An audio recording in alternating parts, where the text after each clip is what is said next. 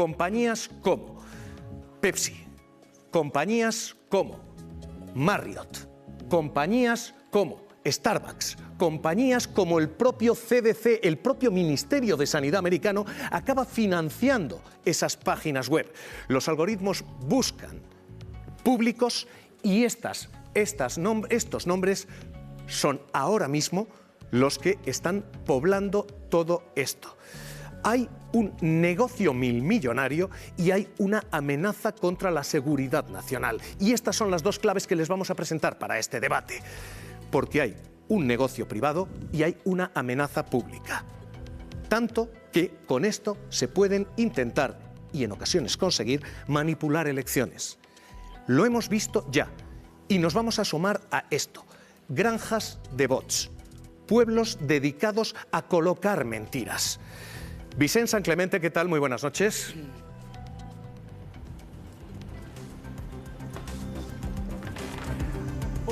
Hola, buenas noches, Javier.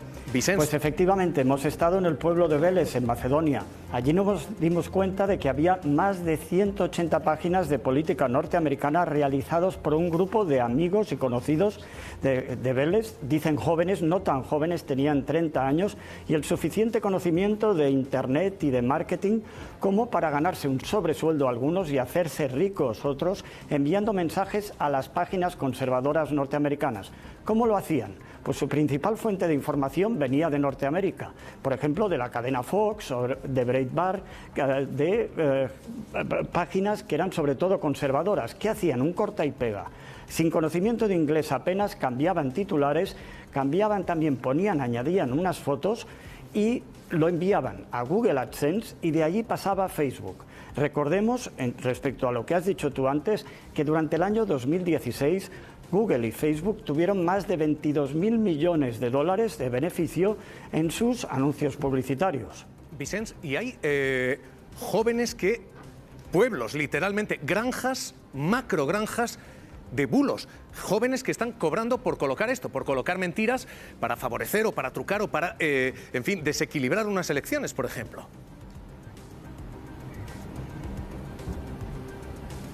Bueno, en ese momento lo que se llama bots, que normalmente son programas informáticos, ellos realizaron, la función de bots humanos. No es de extrañar, Macedonia tiene 2 millones de habitantes y hay 600.000 macedonios que han tenido que emigrar para ganarse la vida. Para ellos era una fuente importante de ingresos. También cabe preguntarse qué pasa con los receptores.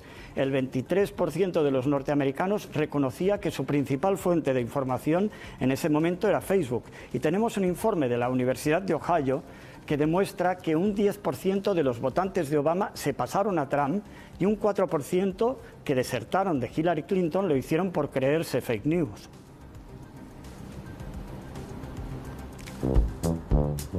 La ciudad de Veles era uno de los centros industriales de la antigua Yugoslavia. La combinación de paro juvenil, que alcanza a 4 de cada 10 jóvenes, y un alto nivel de preparación, ha permitido que se vean o emigrando o navegando. Internet se está desarrollando. Entonces eso da muchas oportunidades a los jóvenes de trabajar y de ganar dinero en Internet. Mi futuro lo veo en Internet. ¿Cuál sería tu sueldo al que aspirarías? $10.000 al mes serían suficientes. Esta es Veles, una antigua ciudad industrial de Macedonia del Norte. Nos hemos acercado aquí para conocer cómo y por qué la juventud de esta ciudad fue tan importante en un momento histórico mundial, las elecciones de Estados Unidos del 2016. Grandes coches, casas nuevas, todos conocen la historia de los jóvenes que ayudaron a ganar las elecciones a Donald Trump. Las Claves ha tenido acceso a 188 dominios de política norteamericana creados desde Veles, la mayoría a favor de Trump. El abogado Tarji Arzov, de 37 años, asegura que él y su hermano fueron los pioneros. Fui el primero que empezó con la vertiente política. En el 2015 mi hermano me propuso trabajar juntos para crear contenidos sobre coches, pero pensé que era mejor idea empezar con política y ver cómo funcionaba. Nunca pensamos en las elecciones, se trataba de cómo hacer negocio, de ganar dinero.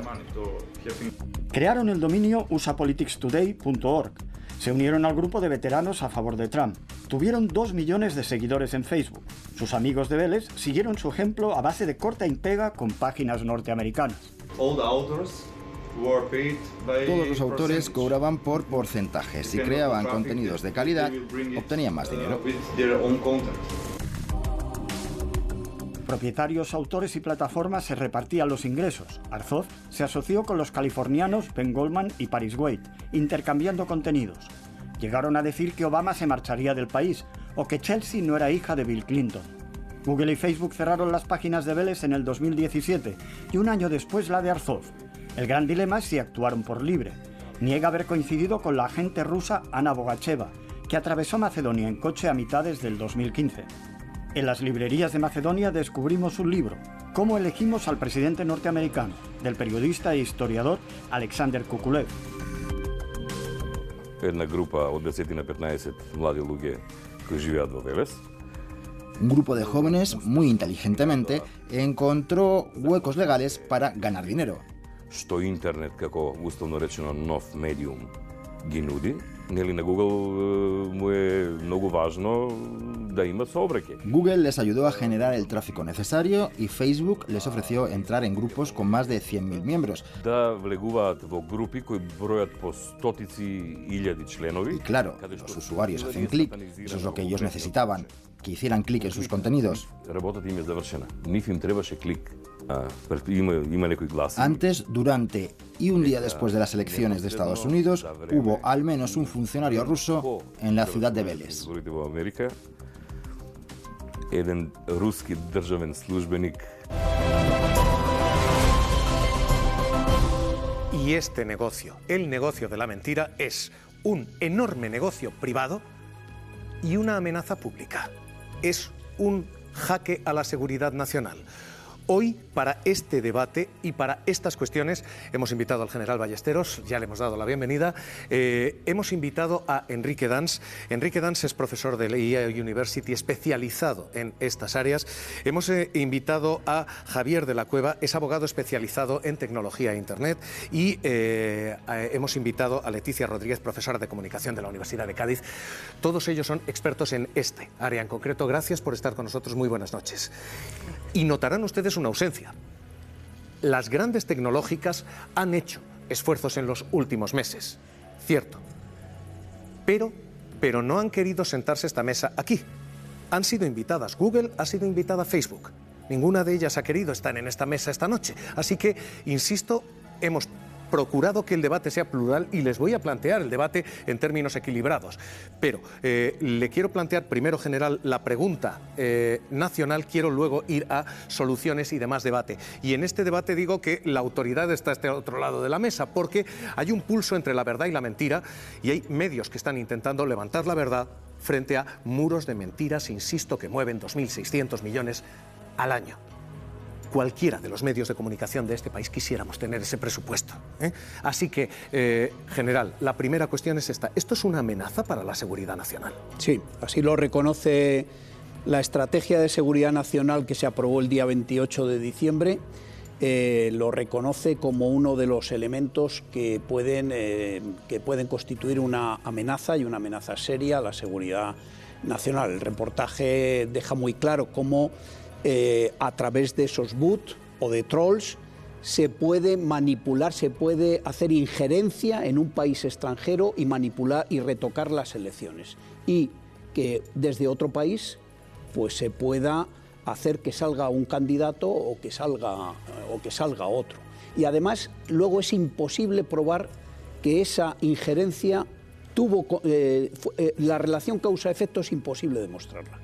En este debate sigo diciendo, no es uno tan arrogante como para decir aquí dirijo yo. Señores, ustedes están en el negocio de la verdad, así que bienvenidos. General, ¿qué hacen ustedes? ¿Qué tienen ustedes? ¿Qué instrumentos tienen ustedes entre manos? Pues lo que hizo esto, el primero que se dio cuenta y que impulsó que había que desarrollar mecanismos fue la Unión Europea. El Consejo Europeo en 2015 le pidió a Federica Mogherini, a la alta representante entonces, que desarrollara un plan contra la desinformación, entendiendo por desinformación no las fake news, no las noticias falsas, sino las campañas de injerencia que desde el exterior, bien promovidas por actores estatales o no estatales, tratan de dañar o de manipular, de conseguir objetivos políticos y tergiversar y cambiar esos intereses.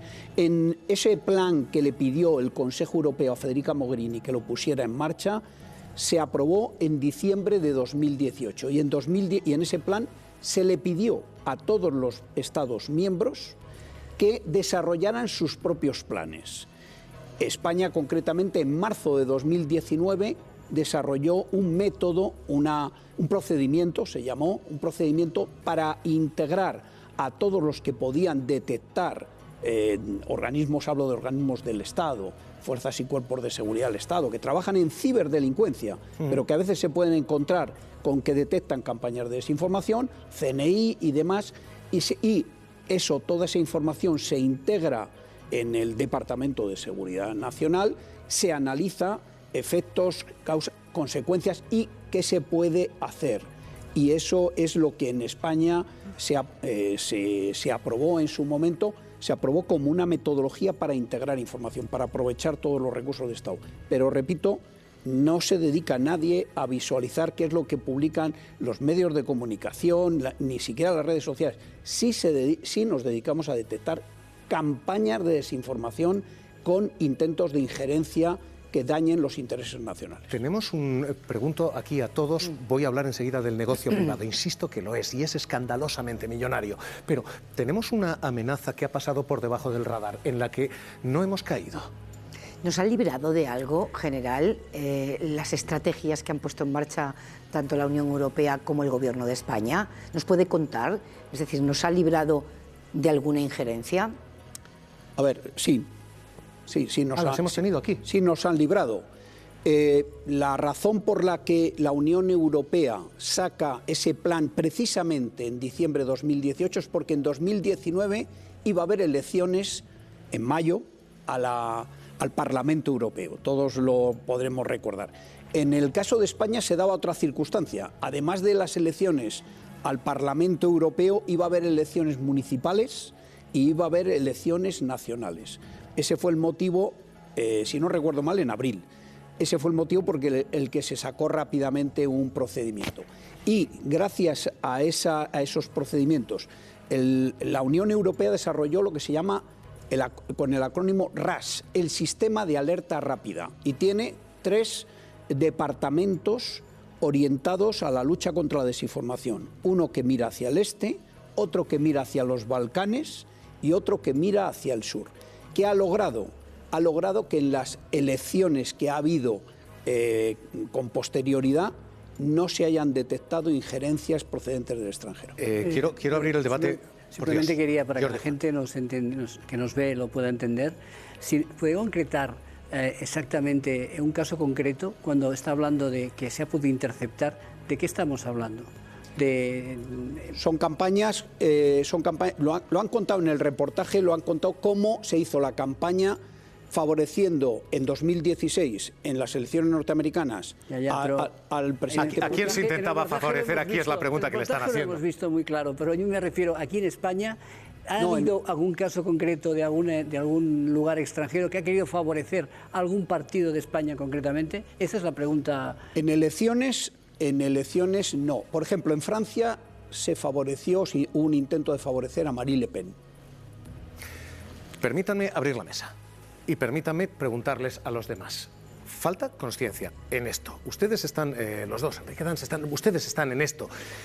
Tenemos una amenaza a las puertas de la que no somos conscientes, que habrá que tratar jurídicamente, penalizar jurídicamente.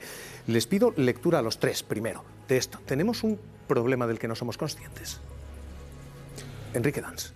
Tenemos un problema de educación, fundamentalmente. O sea, lo que estamos es conviviendo con un entorno que ha ido surgiendo con el tiempo y que tiene unas reglas de negocio que se orientan fundamentalmente a maximizar la presencia de los usuarios, por ejemplo, en una red social, ¿no? Entonces, ¿qué ocurre?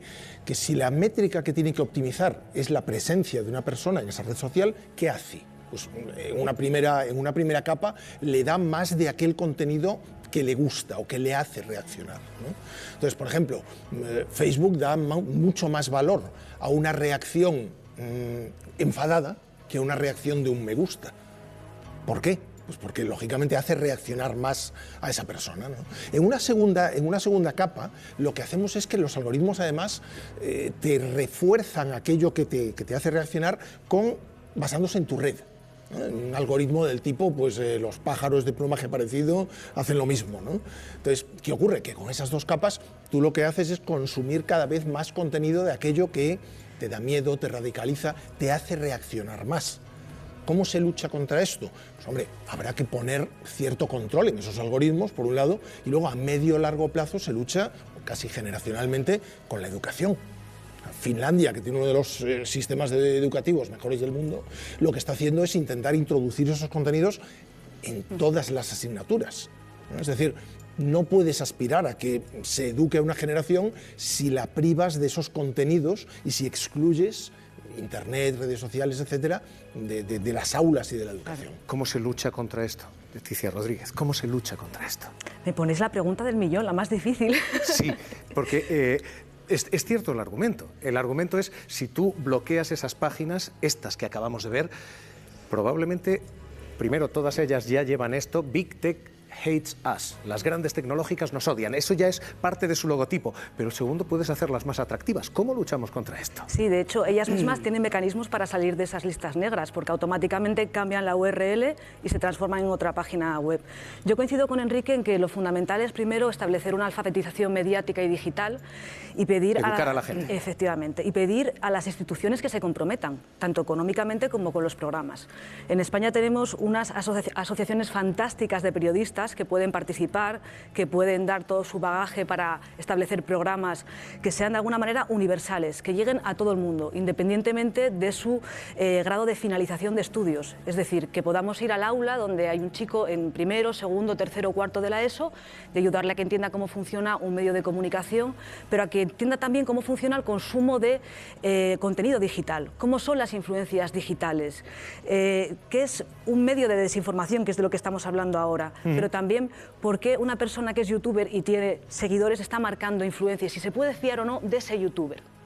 Ese es un paso adelante. Ahí vamos a enseñárselo un negocio que les estamos diciendo es global, pero hay un negocio local y escándalos que hemos vivido aquí. El más conocido en España es el que se denominó Barçagate. Y quiero preguntar la clave jurídica ahora de si esto puede ser punible. ¿Por qué? Porque, por ponérselo muy en castellano, por 50.000 euros pueden cargarse a la competencia.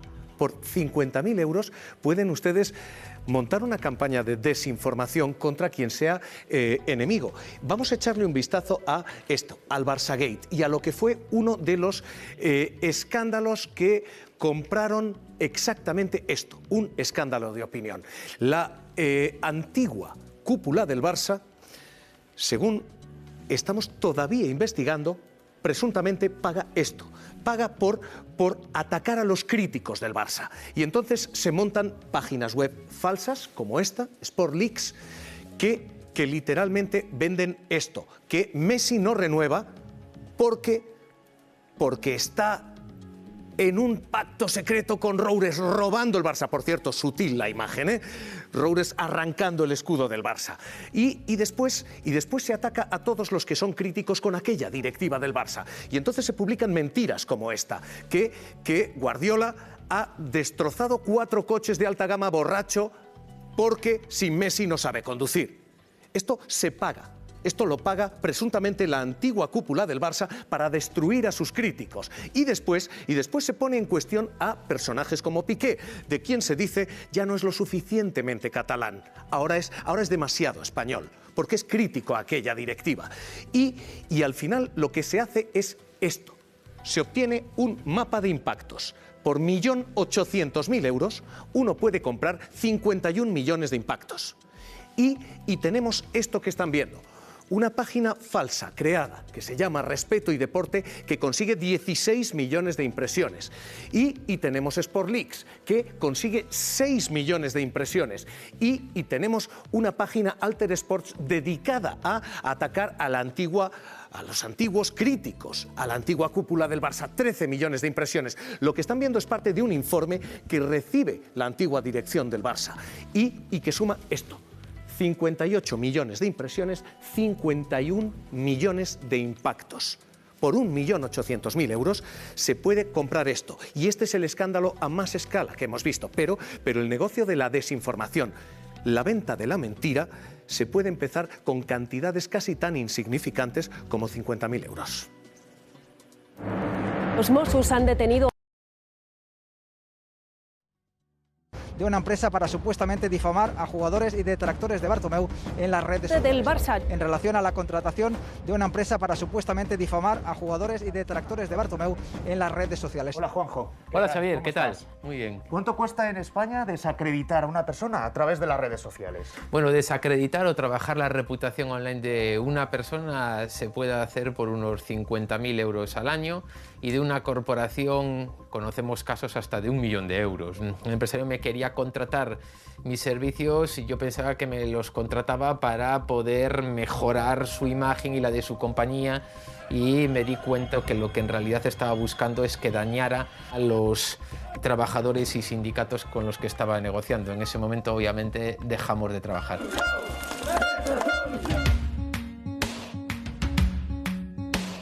¿Cuánta desinformación hay detrás de las estafas por Internet? Lo que realmente hay es un intento por parte de los delincuentes de conseguir beneficios. Y hemos tenido ejemplos durante la pandemia a mansalva. Tenemos páginas web creadas para la venta de material sanitario, pero otras, como en este caso, pues era para la venta propia de la vacuna. Lo ofertaban en diferentes redes sociales, incluso introducían comentarios relacionados de gente que supuestamente ya las había probado, ya las había recibido, etcétera.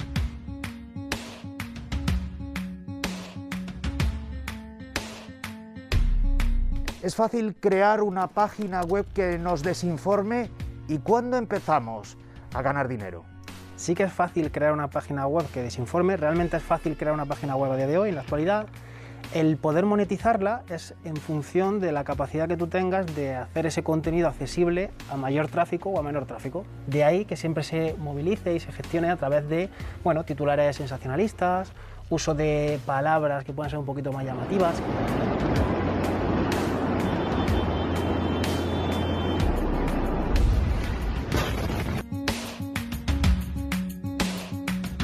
Si tú en tu página web tienes activados 10 espacios publicitarios diferentes y esos espacios publicitarios, por cada visita que tú generes, vas a generar 0,005 euros. Hoy no hay más mentiras que las que había hace 10 años. Lo que hay es más tecnología que hace que esas mentiras vuelen, corran más y sean mucho más visibles, ¿no? ¿Cuál es el remedio contra las fake news? ¿Cuál es el remedio contra los bulos? El único remedio que existe se llama educación. Javier de la Cueva, jurídicamente esto se puede perseguir. Bien, el derecho tiene una larga tradición en su regulación de la mentira y lo regula en diversos aspectos. Por ejemplo, las mentiras en los negocios, pues eso se ha denominado siempre estafa. Entonces, a partir de un determinado nivel de mentira, el derecho sí que entra bajo un punto de vista penal. El marketing muy agresivo no llega al nivel de estafa, aunque hay veces que muchas veces te lo piensas y dices, ¿me están realmente contando la verdad? ¿Dónde empieza el límite? Y eso, por tanto, es el juzgado de lo penal o la audiencia provincial quien tendrá luego que verificar caso por caso, conforme las cuestiones de hasta dónde ha llegado esa mentira, si ha supuesto un desplazamiento patrimonial o no. En el supuesto de que estamos viendo ahora de Messi o en este tipo de cuestiones, el derecho tiene una relación, en este aspecto lo que hace regula el honor. Y como decía Oscar Wilde, siempre tenemos el derecho a molestar al prójimo. Lo que pasa es que también existe un límite a partir del cual nosotros no podemos traspasar, y esos son los límites a la libertad de expresión. Y esos límites a la libertad de expresión están muy tasados en derecho, porque el principio general es que la presunción es de que todo se puede decir excepto unos límites muy tasados. Pero, abogado, yo hasta donde uno entiende, uno no puede en mitad de un cine levantarse y gritar fuego, fuego, si no lo hay, porque uno está generando una alarma pública y puede estar cometiendo un delito. Mentir en Internet en este tipo de ocasiones, en este tipo de situaciones, esto no puede ser delictivo. Bien, depende.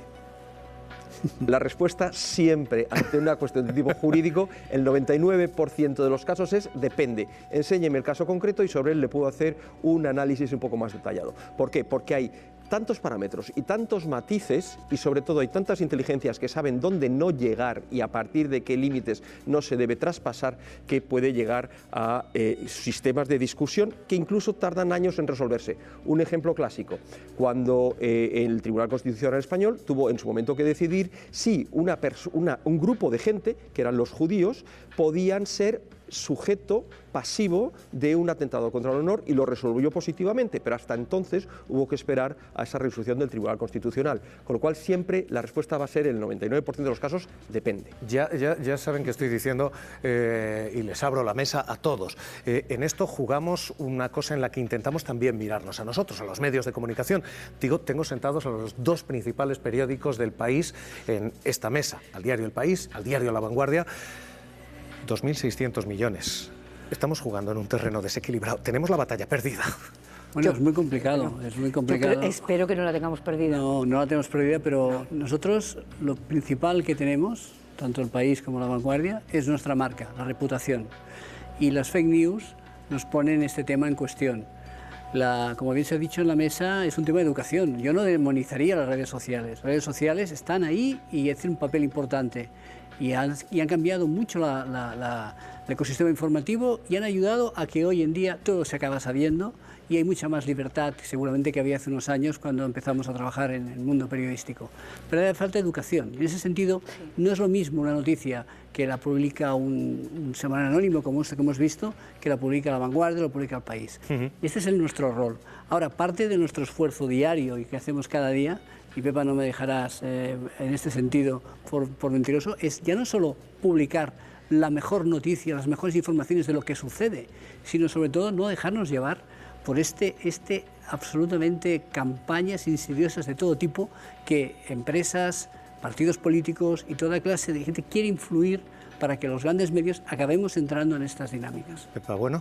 Hay que protegerse de las dinámicas, desde luego, pero es que la democracia tiene derecho a protegerse de lo que hemos visto, de lo que has contado, Javier, en estos reportajes, y que, como se viene diciendo, esa desinformación envenena la convivencia, interfiere en procesos electorales, o sea, toca los cimientos del edificio democrático. ¿Tiene derecho a defenderse? ¿Cómo? Esta es la gran pregunta que decía la profesora de la universidad. ¿Cómo tiene derecho a protegerse? A propósito de lo que Javier comentaba, es verdad que la injuria, la calumnia están recogidas en el Código Penal, pero ¿no habría que actualizar el Código Penal para recoger estas nuevas realidades? Porque yo distinguiría entre la mentira y la desinformación, que es algo más sutil y más complejo, repleto de medias verdades, de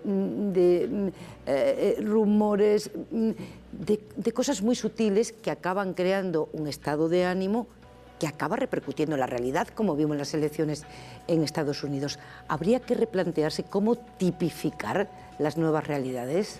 Yo estoy totalmente de acuerdo en que hay que empezar a repensar todas las cuestiones de la relación entre el derecho y la mentira.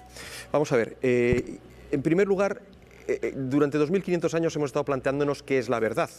Y los filósofos, cuando ya llegamos al mundo de la epistemología, lo que se plantean es que no es lo mismo cuando lo que nosotros estamos diciendo que aquí hay un vaso, a que Picasso es un buen pintor.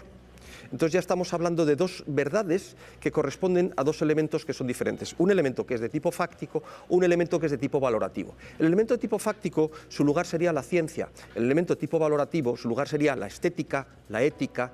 Entonces, por tanto, el derecho tendrá que empezar a replantearse en qué medida, cuando lo que nosotros hacemos hablamos o de valores o de elementos fácticos, se produce una serie de consecuencias y obviamente si lo que existe es una voluntad en producir ese tipo de consecuencias. Y ahí, evidentemente, el derecho tendría que establecer las medidas precisamente para no solamente alterar las cuestiones de seguridad nacional, como ha dicho el general, sino también que existen alteraciones de las identidades individuales o de las identidades colectivas, como por ejemplo determinado tipo de etnias, tal y como Facebook ha posibilitado la existencia de matanzas de determinado tipo de etnias gracias a sus redes sociales. Entonces, todo ese tipo de cosas, por supuesto que hay que replanteárselas, con muchísimo cuidado, porque si no lo que entonces es caeríamos en una situación absolutamente prohibitiva, y la democracia fundamentalmente siempre se tiene que fundamentar en educación, educación y educación. Porque ¿quién hace el fact-checking del fact-checker? Claro. ¿Y quién hace el fact-checker del fact-checking del fact-checker del cultura y educación? ¿Cómo jugamos esto? ¿Cómo lo jugamos teniendo en cuenta dos cosas? Uno, la montaña de dinero que hay en la mentira. Estábamos diciendo 2.600 millones y estaba diciendo Leticia, estaba diciendo la profesora, solamente en el mercado anglosajón. Hay más, hay más. Pero 2.600 millones, insisto, es un debate desequilibrado. Y luego tenemos dos cuestiones más, que son las velocidades de las mentiras. La mentira se propaga 7 veces más rápido que la verdad. Retuiteamos, damos 7 veces más rápido que la verdad. ¿Cómo equilibramos estas cosas, Enrique Dans, Leticia? ¿Cómo lo hacemos? Bueno, yo lo primero decir que es mucho más dinero. Mucho más dinero. 2.600 millones se refiere solo al mercado anglosajón, es decir, 1,68% creo que es del mercado publicitario display del mercado anglosajón se va a estos sitios de desinformación.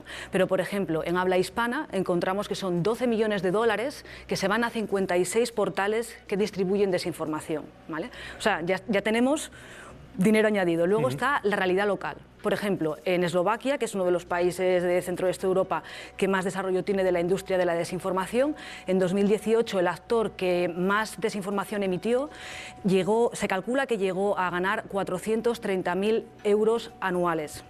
¿Vale? Claro, la cifra cambia si, por ejemplo, lo comparas con Hungría, que más dinero ganó, estaba entre 30.000 y 36.000 euros.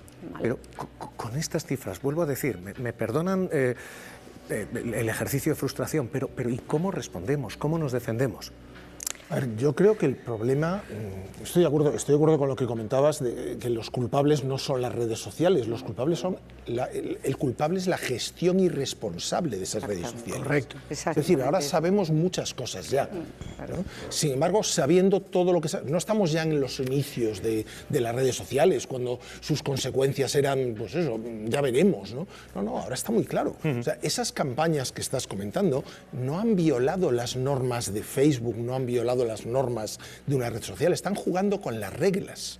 Entonces, ¿qué ocurre? Que esas reglas están mal pensadas, están mal diseñadas, y alguien tendría que exigirle una responsabilidad a las redes sociales por lo que ocurre en ellas, por el uso que se está haciendo. Efectivamente, o sea, que la defensa es nuestra, la defensa es individual, pero debiera ser también de esas grandes multinacionales, de esas grandes tecnológicas. La gran discusión en este momento es cómo se las hace responsables. ¿Cómo se las hace responder? La periodista filipina María Ressa, Premio Nobel de la Paz, decía justamente eso hace unos días, ¿no? En el mismo sentido que Javier, ojo con legislar contra la mentira, porque eso acaba tocando la libertad de expresión, pero sí hay que ser capaces de hacer responsables a las plataformas y a las empresas que están ganando este dinero de lo que vehiculan, del odio que están vehiculando, ¿no? Sí.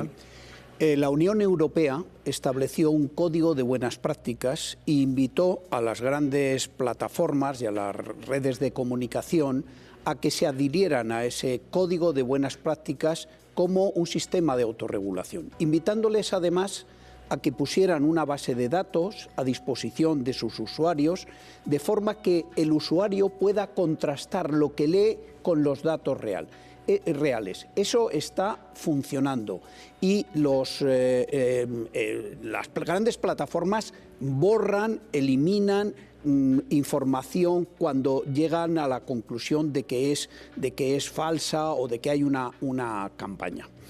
Y si me permite, Javier, a modo muy rápido de muestreo, nosotros a finales de 2020 pedimos a los periodistas, asociaciones de periodistas, plataformas, fact-checker, que nos ayudaran, que trabajáramos en común. Y lo primero que les pedimos es identifiquemos en qué tenemos que trabajar. Y están trabajando ellos en 4 campos. Primero, se necesita una taxonomía, que clarifiquemos de qué hablamos cuando hablamos de fact-checker, de desinformación, etc.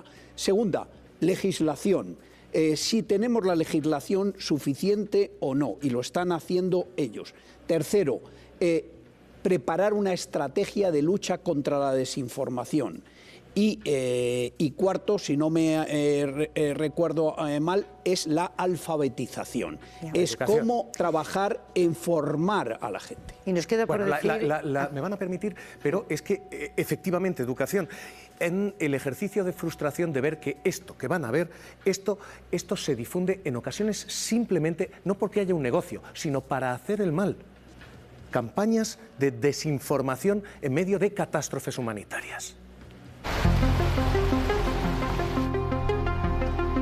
En medio de la catástrofe también surge desinformación. Es a lo que se expuso el Servicio de Emergencias de Murcia, cuando la región vivía el peor temporal de los últimos tiempos. Hola, buenos días. Aquel 13 de septiembre de 2019 recibieron más de 8.500 llamadas. Buenos días. Viajar, aviso pasado. Nunca estos teléfonos habían sonado tanto. Llegó a correr la información de que algunas ramblas se desbordaban y entonces hubo que movilizar servicios de protección civil para que vigilaran si eso efectivamente estaba ocurriendo. Tienen que destinar recursos que podrían estar en cualquier otra parte o haciendo otras cosas precisamente a contrastar los datos que nos vienen de fuente desconocida. Lo que podemos concluir que es efectivamente que esa desinformación estorba y mucho a la gestión de la emergencia. Para frenar las mentiras en torno a las emergencias existe un grupo de voluntarios que rastrean las redes en busca de bulos. Andrés forma parte del equipo de Murcia. ¿Cómo actuáis vosotros? Monitorizar las redes tratando de encontrar lo antes posible que no se genere esa conversación en torno a esa información falsa y colaborar en la medida de lo posible con esas autoridades a que la información real, la verdadera, se difunda y se multiplique de manera que entierre, diríamos, esa información que es inexacta. Otro ejemplo. Emergencias recibe un aviso. Un avión del Ejército del Aire se acaba de estrellar frente a la manga del Mar Menor. Se desplegó inmediatamente un dispositivo de búsqueda tanto por mar como por aire y en el entretanto lo que ocurrió es que alguien difundió la información de que el piloto había aparecido y había sido trasladado vivo y en buen estado al hospital.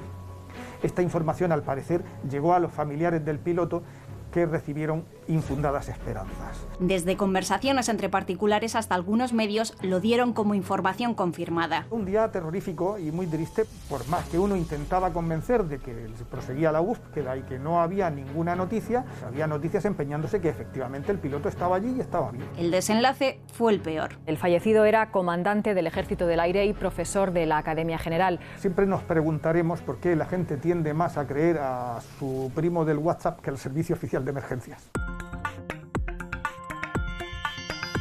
Estamos ante otra víctima de un bulo. Se trata de este instituto de Valladolid. Vamos a tratar de reconstruir qué es lo que ocurrió. Fue todo a través de la red social más popular entre los jóvenes. Un perfil con 160.000 seguidores lanza este mensaje. ¿Y si escogemos un instituto de España al azar y le ponemos malos comentarios y le jodemos? Una chica dice haber sufrido bullying en este centro. El chico le hizo caso, se creyó todo lo que le dijo ella, aunque era falso. Instituto escogido y todos a ponerle malos comentarios en Google por hijos de puta. Entonces llega el aluvión de comentarios negativos. Nos lo cuentan los propios alumnos. Criticaban tanto a profesores como a alumnos como a las personas que llevan el centro en general, a todo el profesorado. Es que eran comentarios muy ofensivos, la verdad. El instituto lo notifica a la policía y consigue que se eliminen esas reseñas falsas. Su rápida actuación permite desactivar el revuelo en apenas 24 horas. ¿Qué tenemos que aprender de esta situación que se ha vivido aquí en este instituto? Tenemos que aprender a hacer una reflexión en la sociedad, tanto la educativa como la social, los padres, etcétera. Que debemos estar más que nunca más pendientes de eso, sobre todo formarles e informarles lo máximo posible, desde casa, desde los centros educativos y desde los organismos. Como todo el agua no es igual, el agua de abrevadero y el agua mineral embotellada no es la misma, hay que saber dónde beber también, toda la información tampoco es igual. Y hay etiquetas con garantía de calidad. Verifica Radio Televisión Española es una de esas garantías de calidad. Miriam Redondo, ¿qué tal? Muy buenas noches. Muy buenas noches, Miriam, Javier. porque vosotros os encarguéis de esto, de desmentir bulos. Sí, de esto nos encargamos, de gestionar esta información. ¿Cuáles? Pues te hemos traído 3 para que los espectadores tengan un poco una idea de qué nos encontramos cada mañana. Por ejemplo, para empezar, bulos sobre la vacunación en los niños y los presuntos efectos dramáticos que tienen ellos. Hay un titular que se repite mucho, por ejemplo, por cada niño que salvamos de la COVID-19 con la vacuna, matamos a 117. Es un cálculo erróneo elaborado por un economista estadounidense que ya otros científicos han refutado, pero que se sigue moviendo por aquí y por allá. Y que sobrevive todavía pese a los desmentidos. Sí. ¿Qué más? Pues tenemos, por ejemplo, esos bulos que se vinculan a la actualidad porque persiguen protagonismo con ella. Un ejemplo se dio durante la erupción del volcán de las Islas Canarias. En aquel momento se dijo que aquello iba a provocar un mega tsunami que iba a llegar a Estados Unidos. Esta es una teoría científica que se enunció en el año 2000 y entonces tuvo seguimiento en muchos medios, pero que con el paso de los años la ciencia avanza y se vio que no tenía sustento, pero se movió un montón. Venga, matamos niños, falso. Super tsunami, falso. ¿Y? Pues en tercer lugar te quería hablar de una pequeña gran investigación que hicimos sobre una noticia que se movió en los 5 continentes durante los años, a partir del año 2016, cuando ISIS o Daesh, el grupo terrorista, dominaba en amplias zonas de Siria. En aquel momento se dijo que este grupo había quemado vivas a 19 mujeres en Mosul, una ciudad iraquí, por negarse a mantener relaciones sexuales con ellos. Es una investigación para la que entrevistamos a decenas de personas. Nos encontramos con contradicciones, con que nada encajaba, y este suceso que se dijo habían presenciado miles de personas, presuntamente nunca sucedió. Miriam Redondo, verifica, digo que hoy tenemos vocación de servicio público. Sois consultables, sois llamables en caso de que alguien detecte un bulo. Sí, yo allá donde vamos damos el teléfono, gracias por dejarme el espacio, 659-800-555 para que nos escriban mensajes de WhatsApp con sus consultas. Gracias.